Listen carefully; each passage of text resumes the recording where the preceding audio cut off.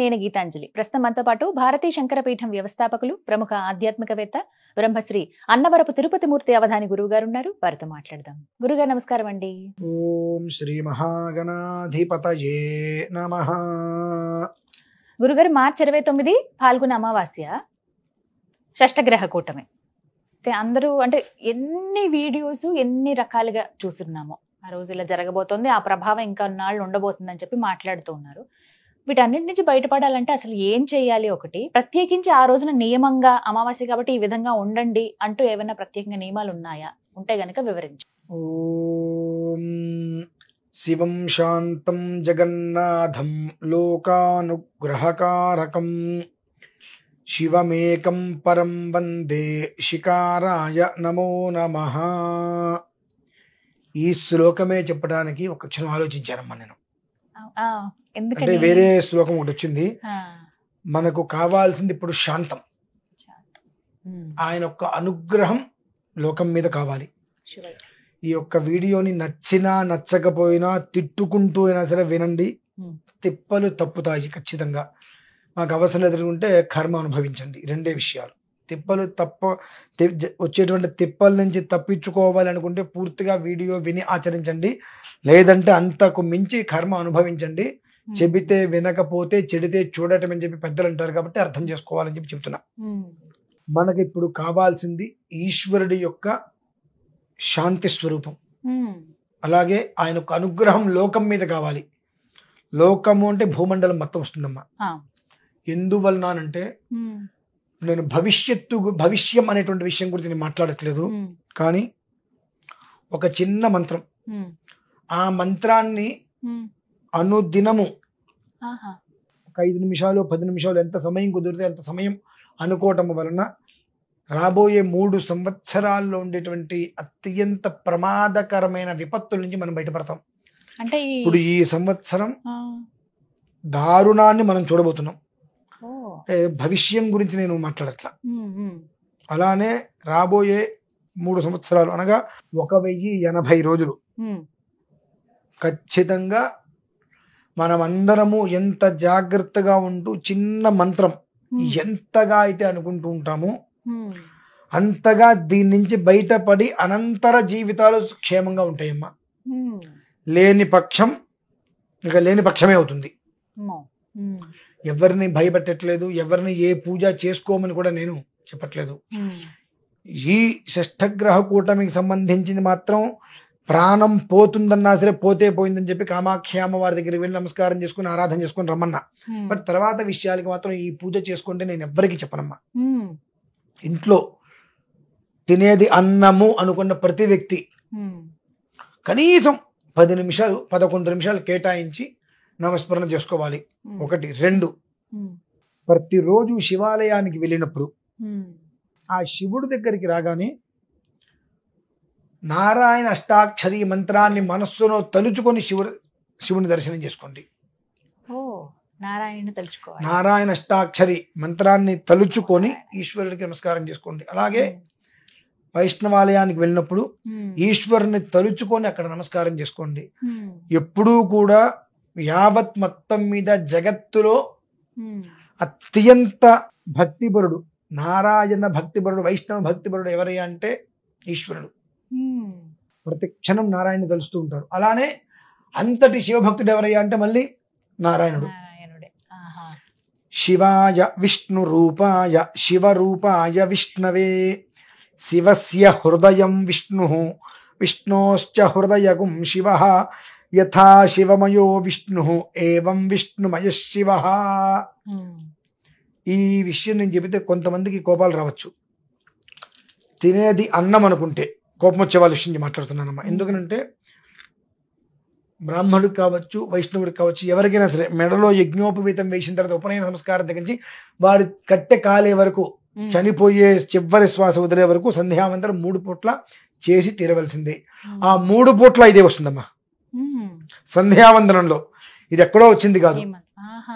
బ్రాహ్మడిగా నువ్వు పుట్టిన తర్వాత, నీకు ఉపనయన సంస్కారం అయిన తర్వాత ప్రతి నిత్యము నువ్వు చేయవలసినటువంటి విధి సంధ్యావందనంలో శివాయ విష్ణు రూపాయ శివరూపాయ విష్ణువే శివస్య హృదయం విష్ణు విష్ణోశ్చ హృదయం శివ యథా శివమయో విష్ణు ఏవం విష్ణుమయ శివ యథాంతరం నమస్యామి తథా మే స్వస్తిరాయుషి నమో బ్రహ్మణ్య దేవాయ గో బ్రాహ్మణ హితాయ చ జగద్ధితాయ కృష్ణాయ గోవిందాయ నమో నమః.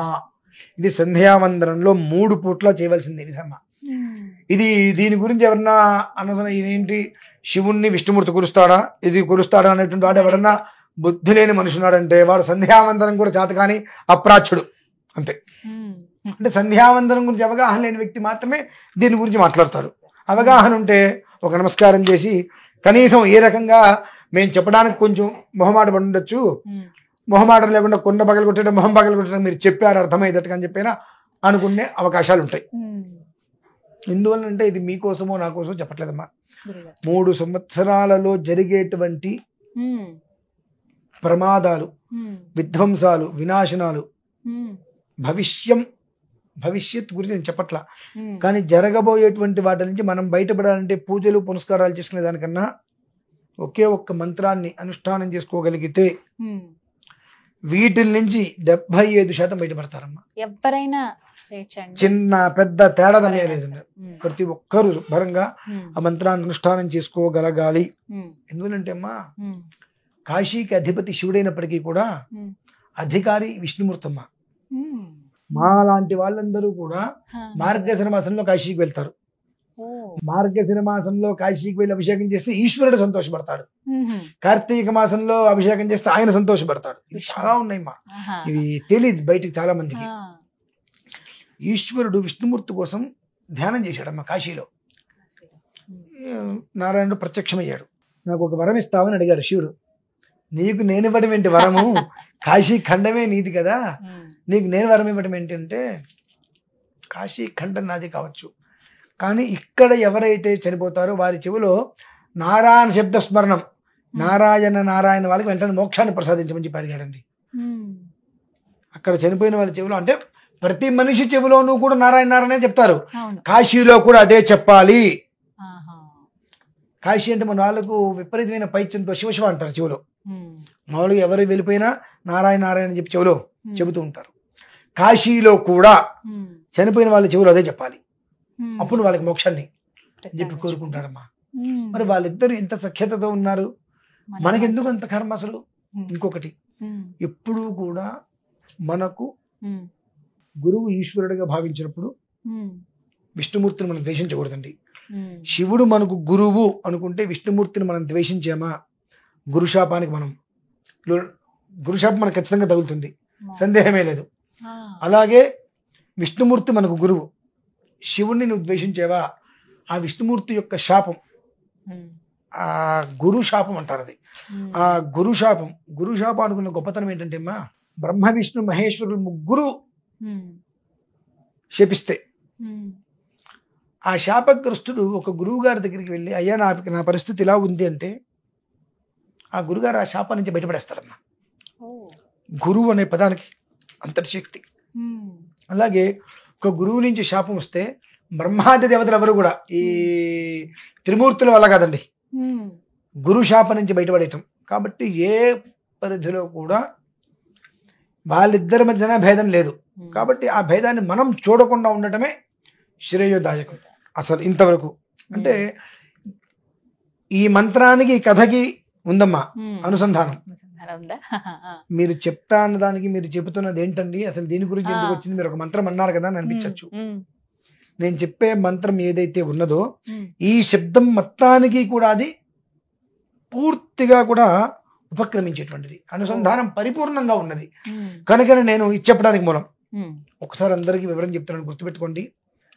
3 సంవత్సరాల వ్యవధి. ప్రమాదం అనేటువంటిది సముద్రం చెలియలు కట్ట మీద ఉన్నది, ఏ క్షణానైనా కట్ట దాటి లోపలికి రావచ్చు.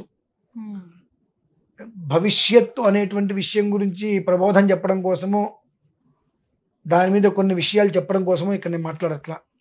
జరగబోయేటువంటిది ఉన్నది కనుక దాని నుంచి మనల్ని మనం కాపాడుకోవాలి అనుకుంటే ఇప్పుడు షష్ఠగ్రహ కూటమికి సంబంధించిన విషయంలో డబ్బు పోతే పోయింది, మనం నిలబడాలి అనుకుంటే కామాఖ్య అమ్మవారి దగ్గరికి వెళ్ళి ఆరాధన నిద్ర చేసిరండి.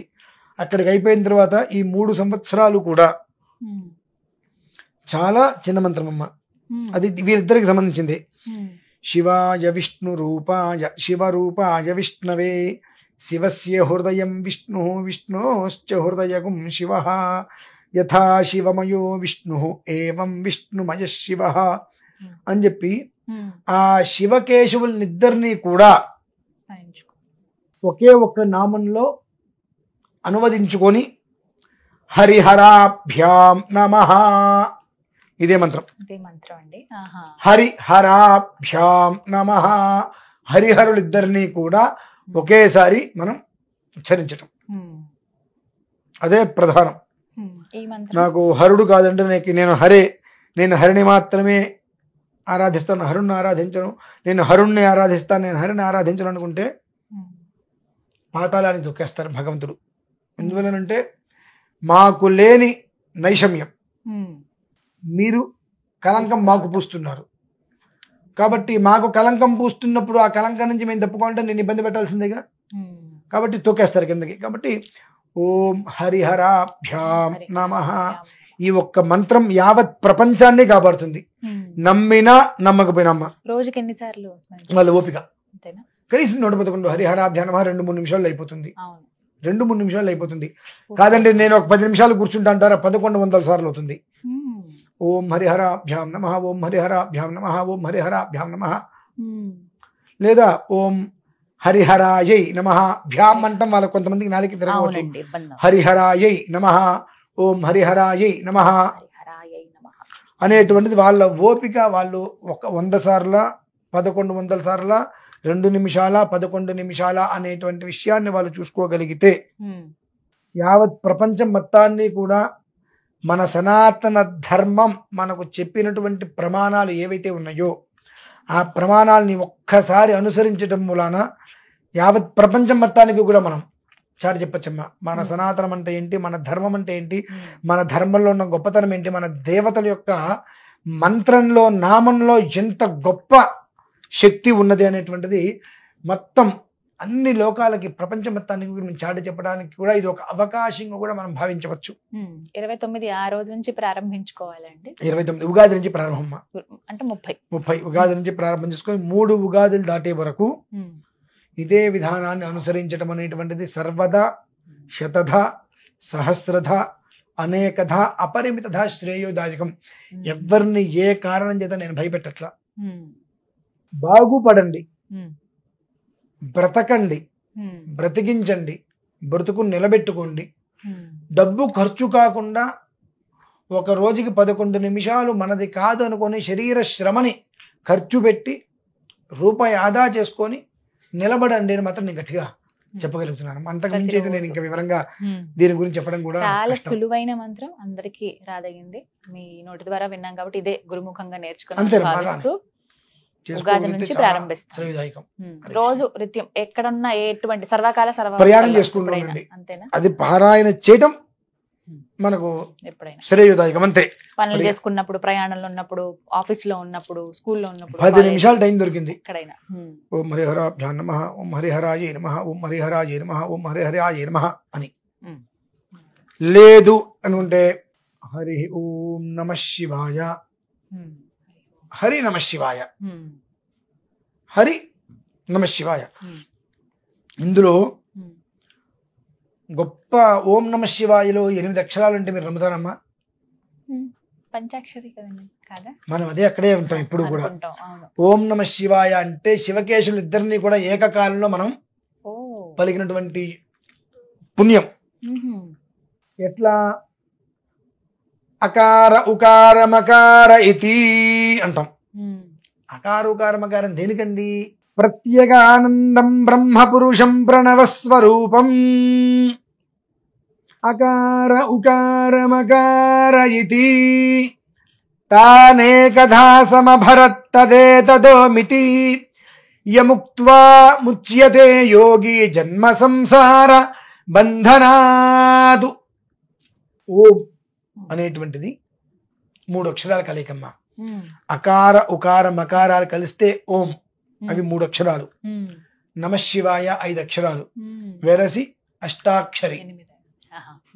అర్థమైంది. ఈ అకారు ఉకారం అకారం అనేటిది ఓమిత్యగ్రే వ్యాహరేతు అనేటువంటి ఓం అనేటువంటి పదానికి అకార ఉకారం అకారాలు అనేటువంటి 3 వస్తాయని చెప్పి నారాయణ అష్టాక్షరి నారాయణ ఉపనిషత్తు.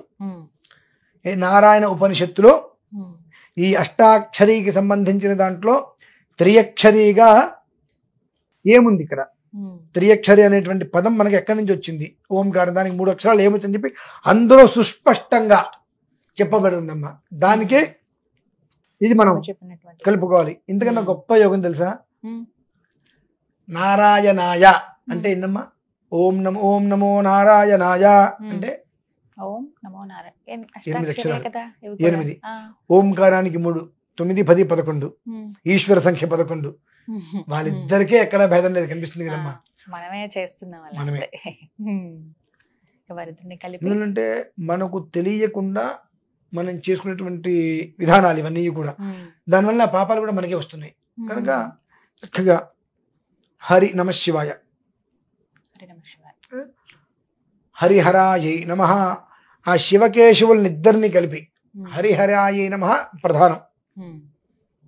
ఈ విధంగా ప్రతిరోజు ఎంత స్మరిస్తే అంత నూనెకి నెయ్యికి వ్యత్యాసం లాగా మన జీవితం కనిపిస్తుంది. ఇది చేయటం వలన మనం చేసుకున్న పాపం మొత్తం నేతిలాగా అక్కడే ఉంటుంది, పుణ్యం మొత్తం నూనె చుక్కలాగా విస్తరిస్తుందమ్మా.